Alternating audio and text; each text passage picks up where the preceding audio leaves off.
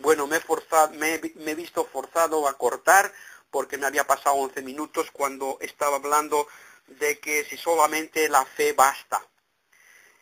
Y quería seguir, pero me he visto obligado porque, en fin, 11 minutos.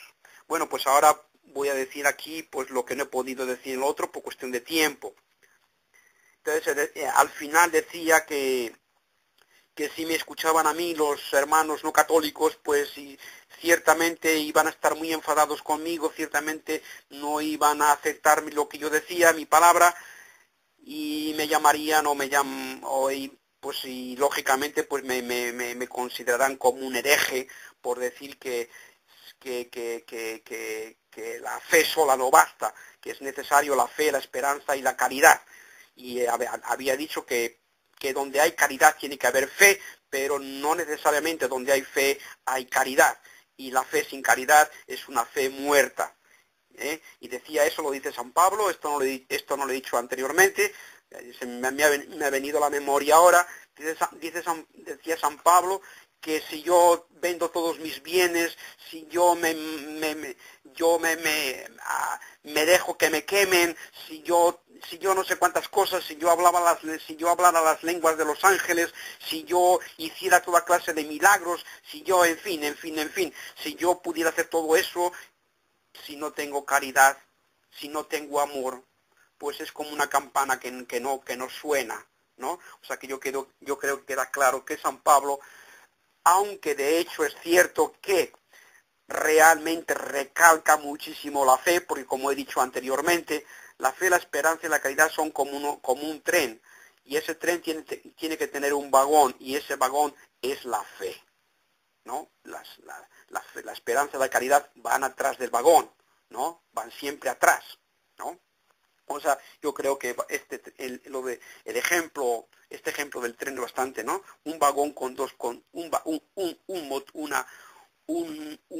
se llama? Una locomotora con dos vagones, ¿no? Entonces, si no está la locomotora, si no está la locomotora, pues entonces los dos vagones no pueden marchar, ¿no? No pueden marchar.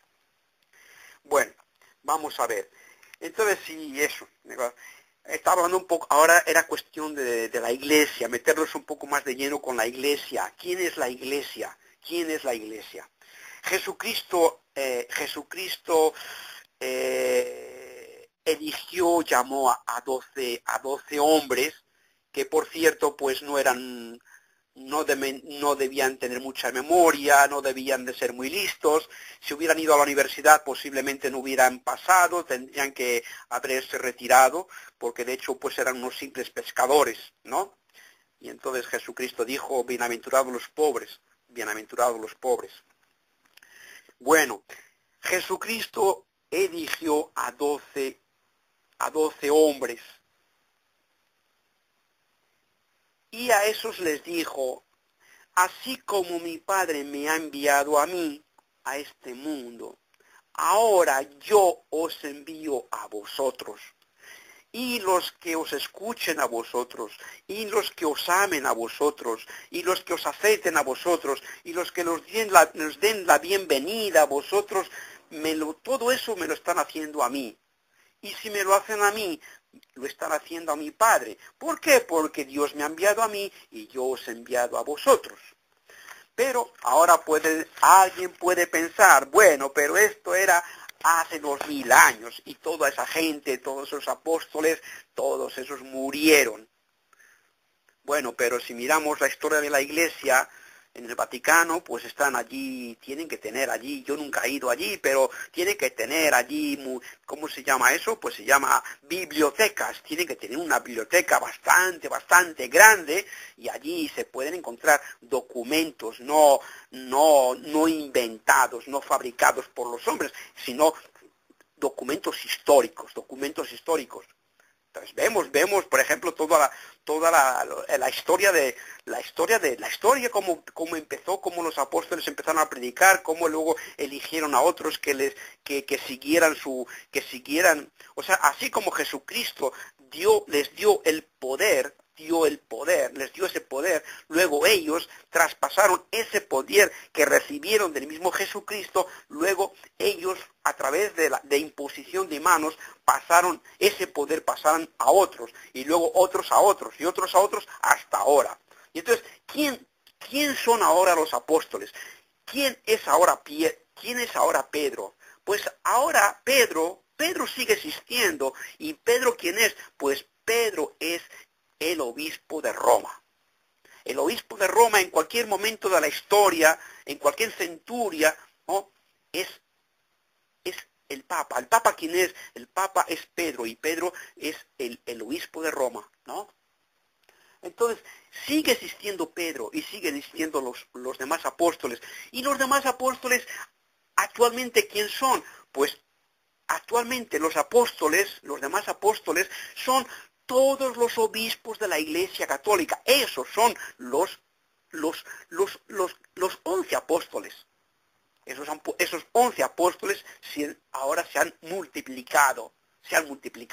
Pero son los 11. Son los 11 de hace 2000 años, y los 11 de 2000 años después ahora se han multiplicado. Pero siguen teniendo, o sea, ha habido esa transmisión de poder a través de la imposición de manos. Entonces, bueno, pues la iglesia sí, la iglesia somos todos, pero Jesucristo ha querido que esa iglesia tuviera una cabeza, y Jesucristo dijo a Pedro: Pedro, yo te doy las llaves del cielo, lo que tú ates en esta tierra, yo lo ato en el cielo, y lo que tú desates en esta tierra, yo lo desato en el cielo. Y luego también dijo a todos los apóstoles: a quien vosotros perdonéis los pecados, yo los perdono, y a quien vosotros nos perdonéis los pecados, yo no los perdono. Y Jesucristo también a los 12 apóstoles dijo en la última cena: este es mi cuerpo, comedle. Esta es mi sangre, bebedla. Y en otro sitio dice Jesucristo: el que no coma mi cuerpo y no beba mi sangre, no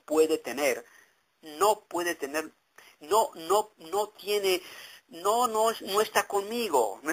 El que quiera estar realmente conmigo tiene que comer mi cuerpo y tiene que beber mi sangre. Y a ver, ¿cómo es eso?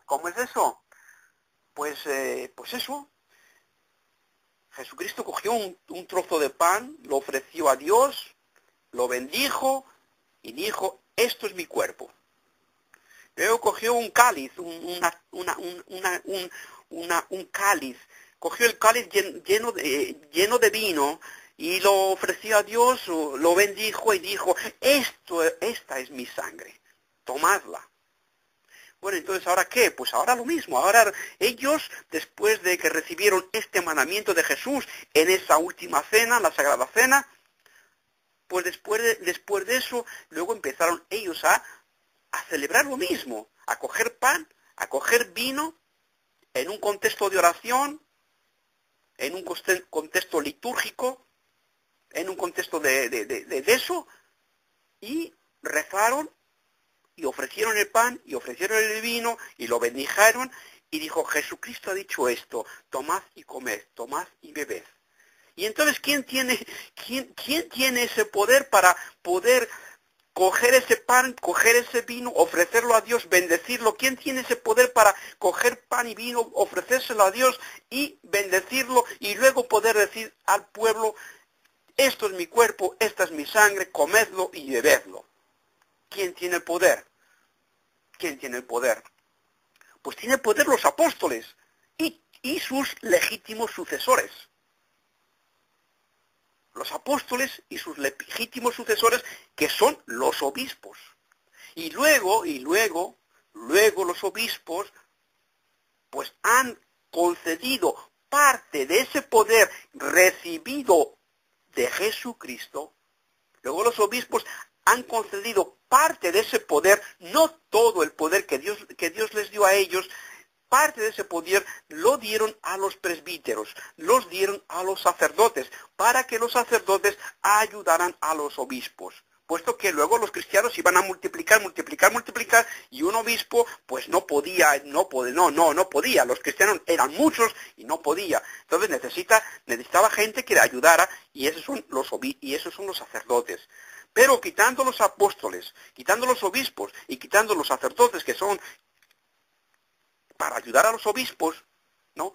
Quitando esta serie de personas, esta clase de personas, los demás cristianos no tienen ese poder, para bendecir, para coger un pan, coger un vino y ofrecerlo y bendecirlo y darlo a la gente. No lo tienen.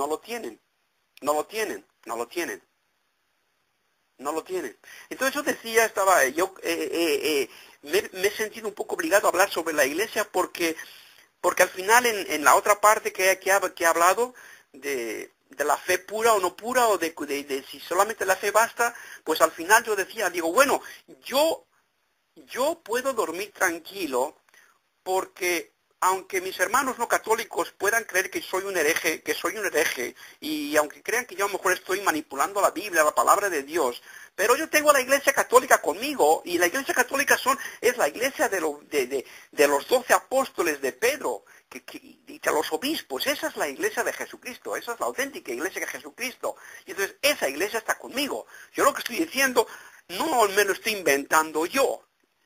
Yo tengo toda la Iglesia Católica que está apoyándome en esta fe. Si solamente fuera yo, o un grupito pequeño, el que piensa así, teniendo en contra toda la Iglesia, yo tendría que preguntarme,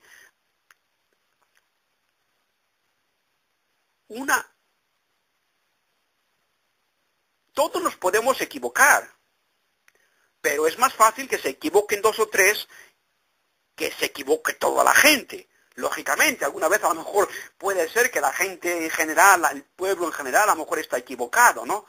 Pero es que cuando hablamos de la iglesia, no solamente decir, bueno, el pueblo de Dios así en general, sino que cuando hablamos de la iglesia hablamos concretamente hablamos de todos, lógicamente, pero sobre todo estamos hablando de una serie de personas que Jesucristo ha elegido para que conduzca, para que guíe a la iglesia hasta el fin del mundo, hasta el último día, hasta que empiece una nueva vida, hasta que Jesucristo vuelva nuevamente, ¿no? Y entonces empieza lo que tiene que empezar, que nadie sabemos cómo va a ser, ¿no? Pero que sabemos que va a venir, que va a haber una nueva vida, una nueva creación. Entonces, si yo tengo, por ejemplo, a Pedro y a los apóstoles conmigo, pues yo creo que yo puedo dormir tranquilo, que yo no necesito medicinas para dormir, ni medicinas para calmarme. O sea, yo tengo la paz en mi alma, porque yo lo que digo está la Iglesia Católica, bueno, lo que estoy diciendo lo dice la Iglesia Católica, sí o no.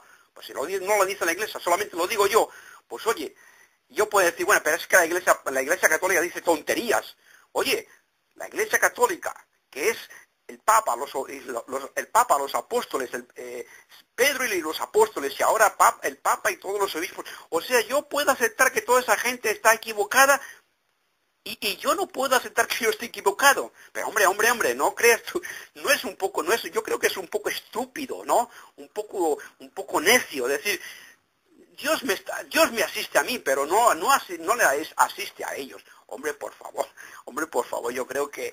Ok, bueno, pues ya aquí, ya hemos llegado a los 13 minutos, así que lo dejamos. Ok, vale.